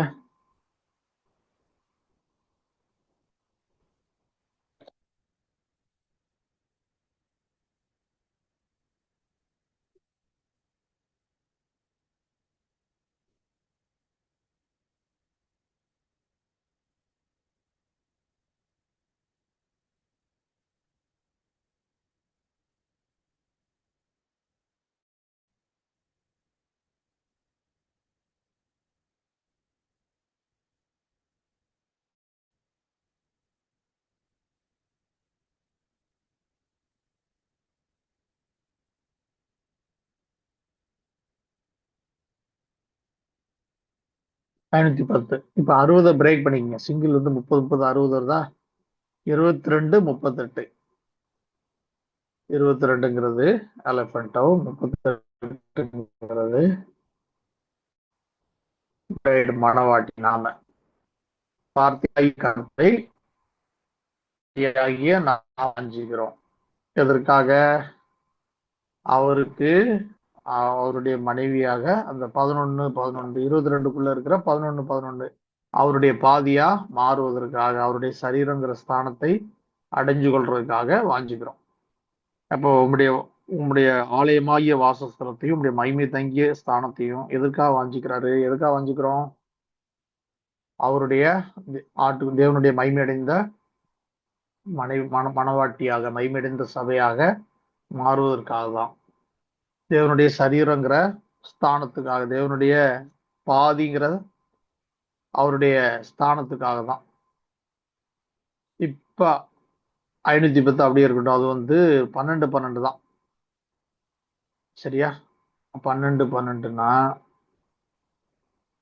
அதாவது 66, 444 அப்படின்னா சிங்கிள்ல கூட்டினீங்கன்னா 12, 12 வந்துடும். 12, 12னா 2 விதமான உபதேசம். இந்த ஸ்தானத்தை அடையணும்னா 2 விதமான உபதேசம் இருக்கு. ஒன்னு பாலகன், இன்னொன்னு குமாரனை பற்றிய உபதேசம். பாலகனை குமாரனை பற்றிய உபதேசம், ரட்சிப்பை நித்திய ஜீவனை பற்றிய உபதேசம். இது தெரிஞ்சாதான் அந்த ஸ்தானத்தை அடைய முடியும். அவரில் பாதி, அவருடைய மகிமை, அவருடைய சரீரங்கிற ஸ்தானத்தை அடையணும்னா ரட்சிப்பு நித்திய ஜீவங்கிற ரெண்டை பற்றின உபதேசம், பாலகன் குமாரனை பற்றின அறிவு நமக்கு வேணும்.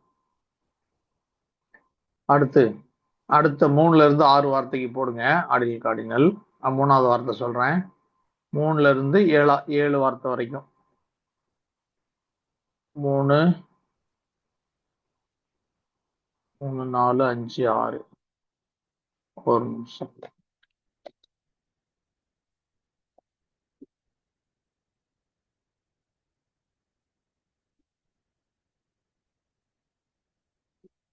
ஆ 3 4 5 6 7 5 வார்த்தை. 5 வார்த்தை. 3வது வார்த்தை சொல்றேன் இப்போ. சரியா? மெம் ஆயின் வாவ் நுன் சோஃபிக். அப்படி சொல்றேன். மெம் ஆயின் வாவ் நுன் சோஃபிக்.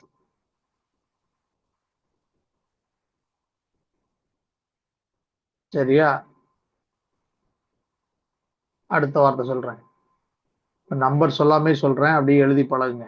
கரெக்டா லெட்டர் எழுதுறீங்களான்னு செக் பண்ணிக்கலாம். மெம் ஆயின் வாவ் நுன் சோஃபிக் சொல்லியாச்சு. ஒரு வார்த்தை முடிஞ்சது. 3வது வார்த்தை. அடுத்த வார்த்தை பேத் யோத் டவ் காஃப் சோஃபிக். காஃப் சோஃபிக்னா 11வது எழுத்து. பேத் யோத் டவ் காஃப் சோஃபிக். இது 4 எழுத்து. பேத் யோத் டவ் காஃப் சோஃபிக். வாவ் மெம் கோஃப். கோஃப்னா 19வது எழுத்து. கோஃப் வாவ் மெம் சோஃபிக். மெம் சோஃபிக் 13வது எழுத்து. வாவ் மறுபடியும் சொல்றேன். சரியா? இது 5 எழுத்து. வாவ் மெம் கோஃப் வாவ் மெம் சோஃபிக். அடுத்த வார்த்தை மெம் ஷீன் காஃப் நுன் சோஃபிக். மெம் ஷீன் காஃப். காஃப்னா 11. நுன் சோஃபிக் 14. 14th letter. அடுத்த வார்த்தை 7வது வார்த்தை கடைசி வார்த்தை. காஃப் பேத் வாவ் டாலத் காஃப் சோஃபிக் 11வது லெட்டர். காஃப் இதுவும் 11 தான். மறுபடியும் சொல்றேன். காஃப் பேத் வாவ் டாலத் காஃப் சோஃபிக்.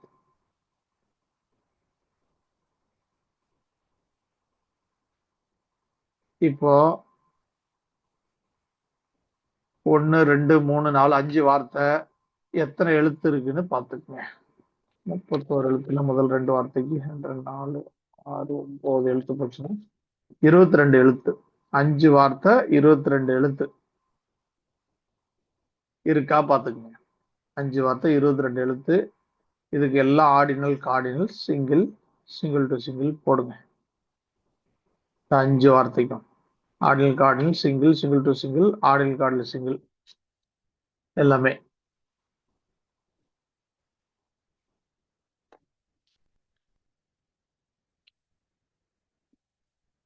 லெட்டர் கரெக்டா எழுதிருக்கீங்களா பார்த்துக்குங்க. யாராவது சொல்லுங்க, ஒரு லெட்டரா கரெக்டா எழுதுறீங்களா பார்ப்போம். இல்லைன்னா நான் எழுதிட்டீங்களா கரெக்டா? ஏதாவது டவுட் இருக்கா?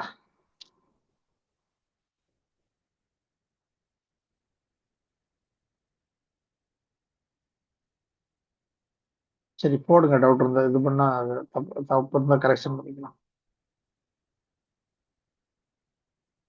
ஆர்டினல் கார்டில் போட்டுருங்க. இது கர்த்தாவே நான் வாஞ்சிக்கிறேன்னு பார்த்துட்டோம்.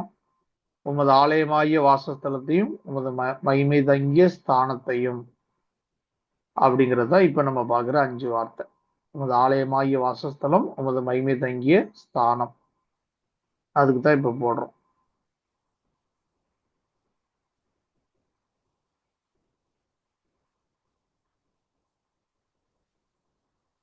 போட்டிருக்கு.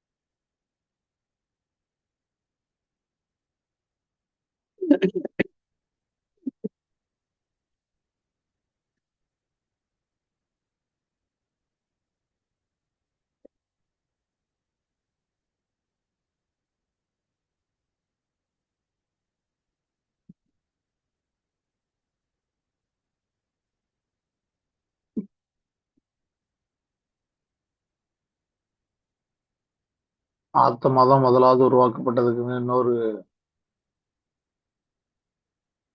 இன்னொரு சம்பவம் இருக்கு வேதத்துல. ஆத்மா தான் முதலாவது உருவாக்கப்பட்ட, சரீரம் ரெண்டாவது தான். நமக்கு பார்த்தா அப்படி தெரியாதுல்ல, முதலாவது சரீரம் வருது அப்படிதான் நினைக்கிறோம்.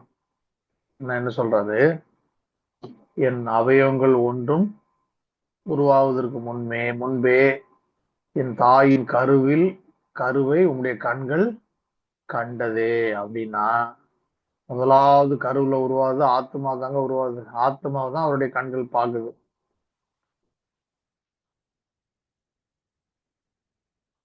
அப்புறம் ஆவி, அதுக்கப்புறம் சரீரம், கடைசியா வெளியே வர்றதுதான் தாயின் வயிற்றுல இருந்து வெளியே வர்றதுதான் சரீரம். அப்பவும் உயிர் இருக்கு. தாயின் கரு உருவாகுதா, அப்பவே ஆத்மா உருவாகுது.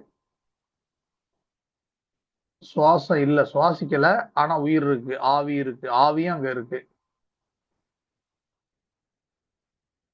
பூமியில வெளியே வரும்போது தொப்புள் கொடி உறவு அறுந்ததுக்கு அப்புறம் தான், தொப்புள் கொடி அறுக்கப்பட்டதுக்கு அப்புறம் தான் கிள்ளி விட்டா, ஷேக் பண்ணா அப்புறம் தான் சுவாசிக்க ஆரம்பிக்கும், பிளட் சர்க்குலேஷன் ஆகும். தாயின் வயிற்றுல வெளியே வந்ததுக்கு அப்புறம் தான் இந்த சரீர வாழ்க்கை. ஆனா முதலாவது இருந்தது இதுதான், ஆத்மாவும் ஆவியும் தான். அதே மாதிரி இந்த சரீர வாழ்க்கைக்கு பிற்பாடு சரீரம் மண்ணோட மண், அதாவது மீன்ஸ் இந்த சரீரம் போர்வை மாதிரி களைஞ்சு போடப்படும். ஆவி தன்னை தந்த தேவனிடத்திற்கு திரும்பிடும். ஆத்மா இருக்கு பாருங்க, அதுதான் குமாரனை கல்யாணம் பண்ணிட்டு, மணவாளனை கல்யாணம் பண்ணிட்டு யுக யுகமா அவரோடு கூட வாழும் சிலாக்கியத்தை பெற்றுக்கொள்ளும். ஆவி பிதாவுடையது, ஆத்மா கர்த்தருக்குரியது, சரீரம் மண்ணுக்குரியது.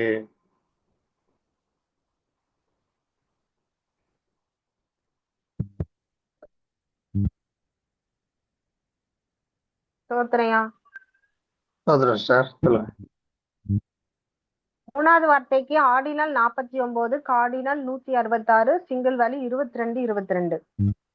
Very good. Ordinal 29, cardinal 38, single 11 11. எது அடுத்த வார்த்தைக்கா? ஆமாங்கய்யா, நாலாவது வார்த்தை. அடுத்த தப்பா இருக்கு சார். பேத்துக்கு 2 2, யோதுக்கு 10 10, டவுக்கு 22 400, காஃப் சோபித்துக்கு 11 20. இப்ப கூட்டுங்க. கரெக்ஷன் பண்ணிட்டு கூட்டுங்க. பேத்து, யோத், டவ், காஃப் சோபித். 29. 2 10 22 11 சார். 45. நீங்க 22 24 25 27 அப்படி சிங்கிள்ல கூட்டினா கூட வராத. 2 10 12 12 22 34 34 11 45. அடுத்தது அப்படியே கீழே கூட்டுங்க.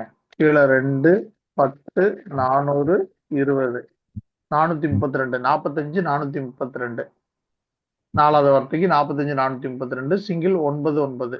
இப்ப அடுத்த அஞ்சாவது வார்த்தைக்கு 5வது வார்த்தைக்கு சொல்லுங்க. ரெண்டாவது எழுத்து 10, ஆறாவது எழுத்து, அப்புறம் 11வது எழுத்தானங்கய்யா நாலாவது வார்த்தை. இல்ல, நாலாவது வார்த்தைக்கு சொல்லிடுறேன் பாருங்க. பேத் 2 2வது எழுத்து, யோது 10வது எழுத்து, டவ் 22வது எழுத்து, காப் சோபித் 11வது எழுத்து. 2 10 22 11 4 எழுத்து. இப்ப அடுத்ததுக்கு 5வது வார்த்தைக்கு சொல்லுங்க. 5வது வார்த்தைக்கு வாவ் 6வது எழுத்து, 13வது எழுத்து, 19வது எழுத்து, 6வது எழுத்து, 13வது எழுத்து. லெட்டர் கரெக்டா எழுதிருக்கீங்களா பாத்துக்கங்க.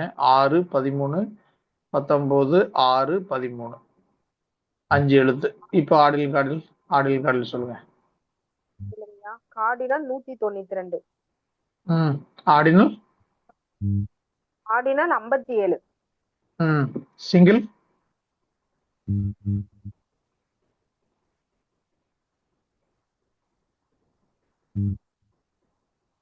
சிங்கிள் எவ்வளவு? 30 21. கரெக்ட். அடுத்ததுக்கு ஆறாவது வார்த்தைக்கு ordinal 59, cardinal 410, single value 14 14. Correct. ஏழாவது வார்த்தைக்கு ஆர்டினல் 34, கார்டினல் 52, சிங்கிள் 16 16. கரெக்ட். இதுவும் கரெக்ட். இப்ப எல்லாம் கூட்டிருங்க. எல்லா ஆர்டினலும் கார்டினல் கூட்டிருங்க, சிங்கிள் கூட்டிருங்க, சிங்கிள் டு சிங்கிள். அதே மாதிரி ஆர்டினல் கார்டினல் சிங்கிள் எல்லாமே கூட்டிருங்க.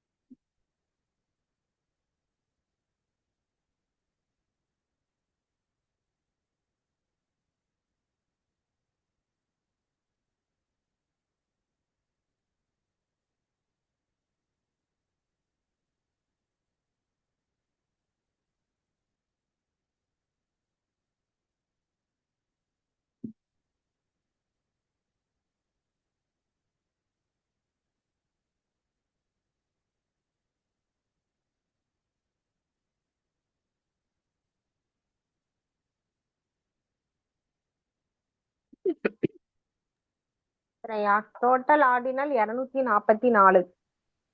Very good. டோட்டல் 1252. கரெக்ட்.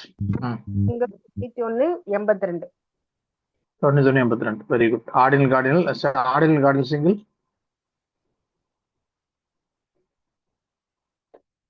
அதே மாதிரி சிங்கிள் டு சிங்கிள் ரெண்டுமே போடணும்.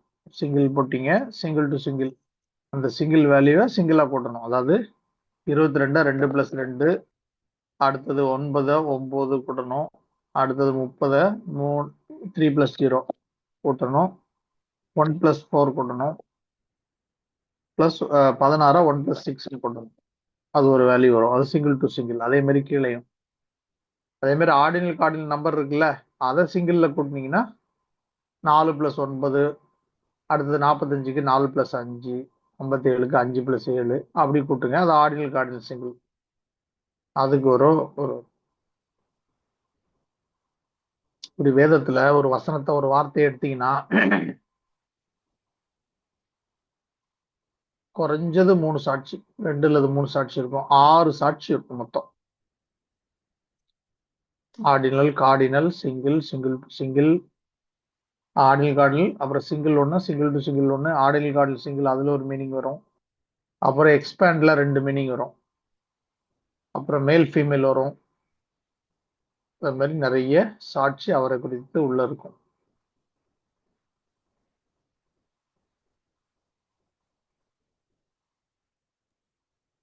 Total ordinal single value 55, cardinal single value 46, total single to 28. 28. Very good, very good. இப்ப கவனிங்க. கர்த்தாவே உமது ஆலயமாகிய வாசஸ்தலத்தையும் உமது மகிமை தங்கிய ஸ்தானத்தையும் அப்படிங்கிறது தான் இந்த கர்த்தாவே வாஞ்சிக்கிறேங்கிறத பார்த்துட்டோம். இது கர்த்தா உமது ஆலயமாகிய வாசஸ்தலமும் உமது மகிமை தங்கிய ஸ்தானமும் அப்படிங்கிறதுக்கு. Ordinal 244, cardinal 1252. இப்ப கூட்டிட்டீங்கன்னா 1496. 1496 பிரேக் பண்ணிக்கங்க. 1214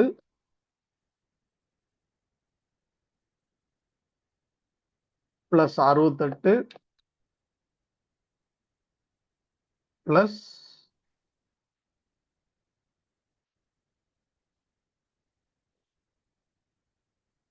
214.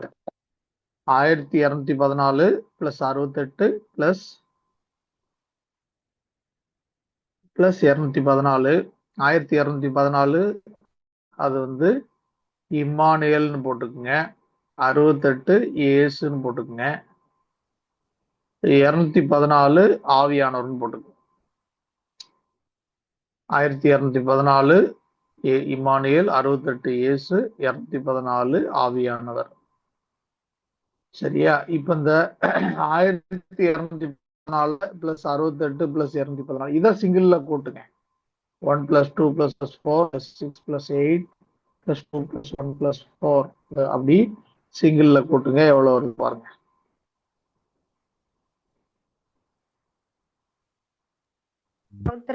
எதை கூட்டணும்?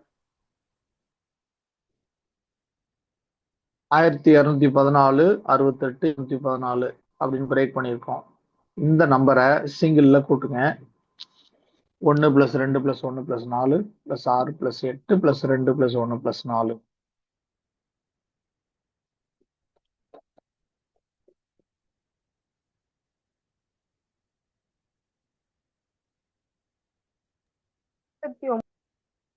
இருபத்தி 29னா மணவாளன். சரியா? திருத்துவ தேவன் எப்படி இருக்கிறாரு? மணவாளனாகவும் மணவாளனாகவும் இருக்கிறார். சரியா? மணவாளனாக இருக்கிறாரு. சிங்கிள் 91 82 கூட்டிருங்க. 173. 1 + 7 + 3 11 மணவாளன். 173 பிரேக் பண்ணிக்கங்க. 92 7 74. 92 7 74. 92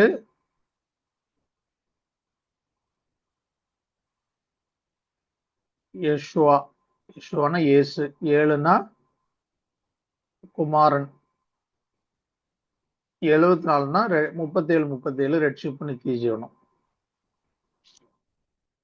அடுத்தது சிங்கிள் டு சிங்கிள் வந்து 28 28 56. அது 5 + 6 56ங்கிறது 11. மணவாளன். ஆடினில் காடில் சிங்கில் 55-46 101. 101ங்கிறது தோராவை குறிக்கிறது. 0 எடுத்தீங்கன்னா 101ல 0 எடுத்தீங்கன்னா 11 மணவாளன். அப்போ உமது ஆலயமாகிய வாசஸ்தலமும் மகிமை தங்கிய ஸ்தானம் யார்தான்? கர்த்தராகிய இயேசு கிறிஸ்து தான். 11 மணவாளனை தான் குறிக்குது. அவரை தான் இப்படி சொல்லப்பட்டிருக்கு. உமது ஆலயமாகிய வாசஸ்தலமும் மகிமை தங்கிய ஸ்தானமும் யாரு? மணவாளன் தான். இப்ப நாமே ஆலயமா இருக்கோம். புதிய ஏற்பாட்டுல நமக்குள்ள ஆலயம், உள்ளே மணவாளன்கிற ஸ்தானம். ஆத்மாவுக்கு அவர் மணவாளன்கிற ஸ்தானம், நம்ம மணவாட்டிக்கிற ஸ்தானம். நாமே ஆலயமா இருக்கிறோம். சரியா?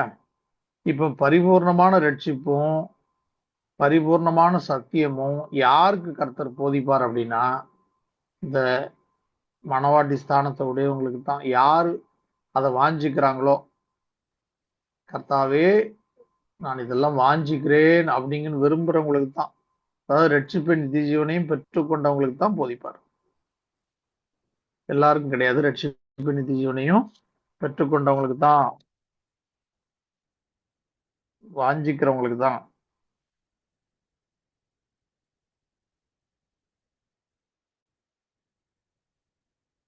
சங்கீதம் 25:12 கர்த்தருக்கு பயப்படுகிற மனுஷன் எவனோ அவனுக்கு தாம் தெரிந்து கொள்ளும் வழியை போதிப்பார். கர்த்தருக்கு பயப்படுகிறவர்களுக்கு, கீழ்ப்படுகிறவர்களுக்கு, அவருடைய வசனத்துக்கு பயந்து நடக்கிறவர்களுக்கு, அவரை வசிக்கிறவர்களுக்கு தான் போதிப்பார். இது தன்னுடைய தாம் தெரிந்து கொள்ளும் வழியை அறிவித்து கொடுப்பார். சரியா? மீதி அடுத்த கிளாஸ்ல நம்ம பார்க்கலாம்.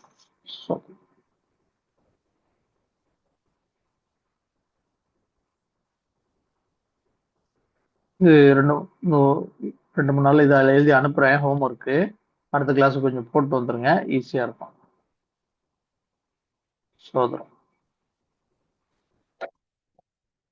பண்ணிடலாமா? யாராவது இருக்கீங்களா? ஊழியக்காரங்க இருக்கீங்களா? ஜெபம் பண்றீங்களா?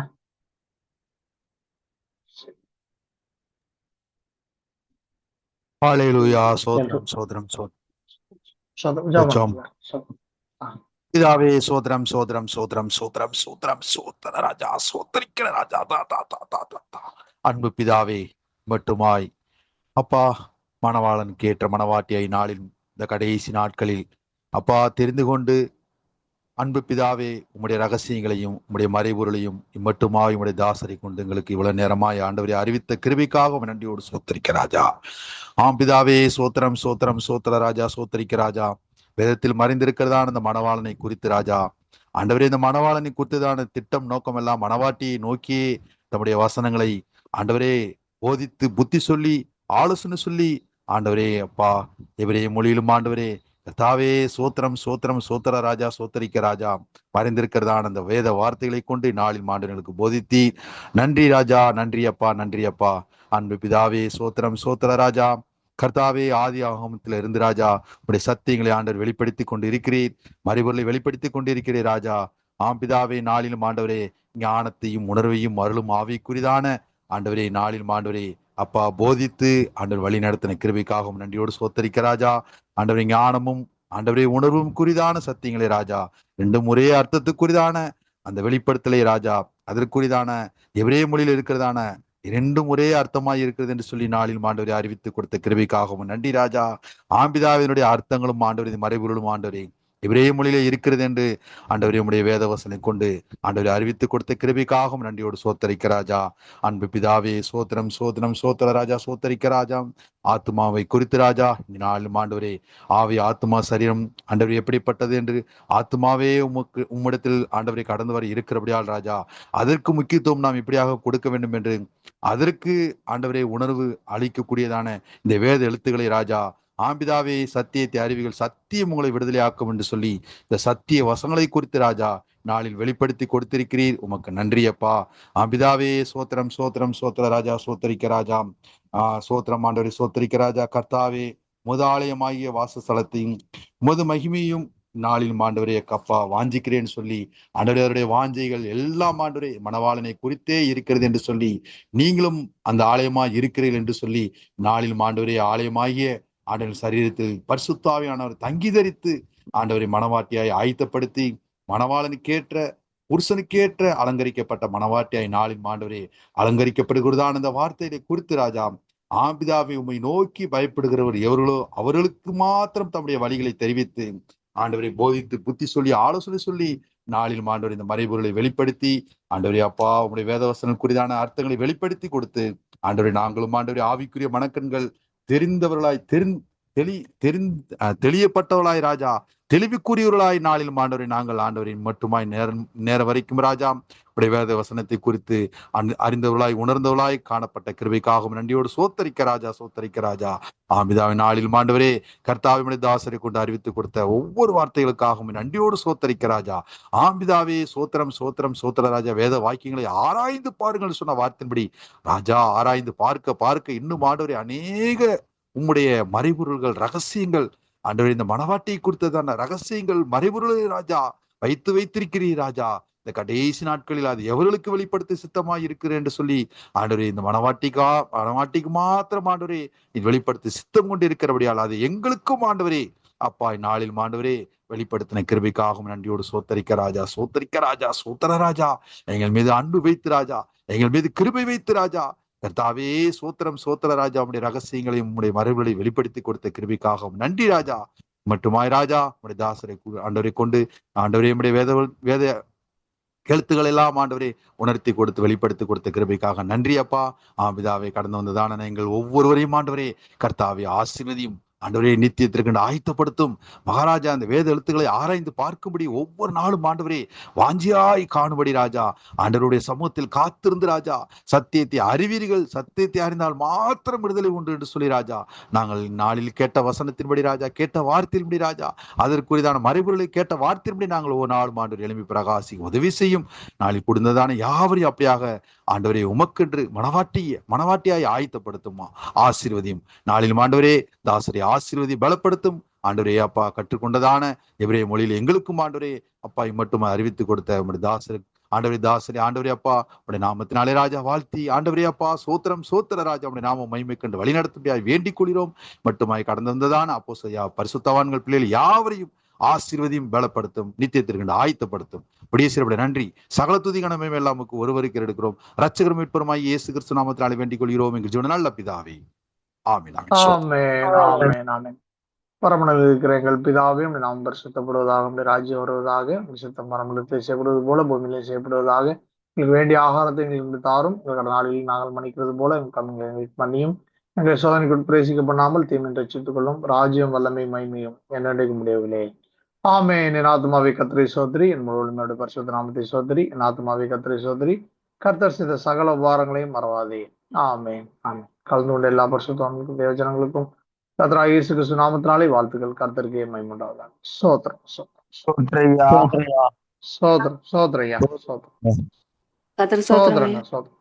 கர்த்தர் சோத்திரம்.